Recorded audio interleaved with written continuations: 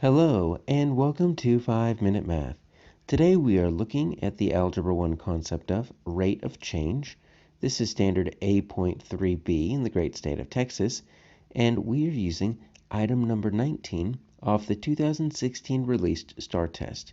If you haven't done so already, please go ahead and take a moment to pause the video, work this problem out on your own, unpause it, and we will look at our answers together.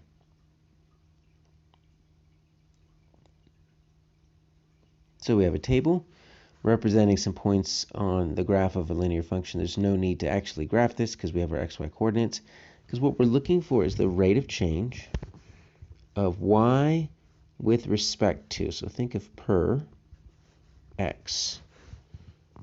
So y per x, or y over x. So that should look familiar, because if we are looking for the rate of change, right, since we're looking at the rate of change, I'm wanting to see how y changes with respect to how x changes. So that's the change in y over the change in x. And sometimes we'll call that rise over run.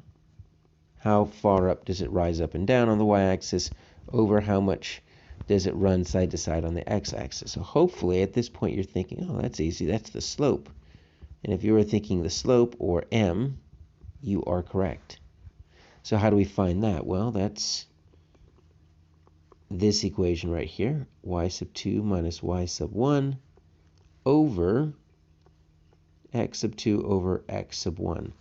We get to pick any coordinates we want to, and it doesn't really matter what's the x2 or the x1. So you know what I'm going to choose. Let's start with these two right here.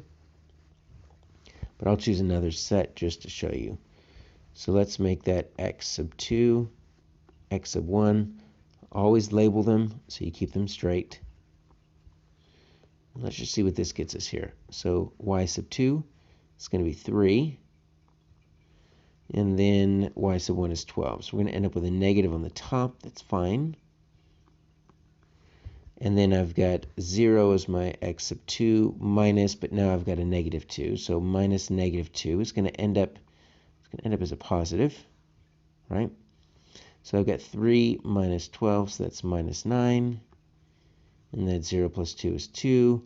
So typically we like to write the negative. If there's only one negative, just write it out to the side since it applies to both. So it looks like we've got negative 9/2. So B is looking good. But what if we had chosen other ones? Well, watch what happens here. If I do my x sub 1 right here, and my y sub 1 right here, then what if I do the other extreme? What if I do my x sub 2 here, and then my y sub 2 here? That 12 and negative 2. Okay, so let's see what that looks like. If it's the same line, should have the same slope. So we're going to do y sub 2 minus y sub 1, x sub 2 minus x sub 1.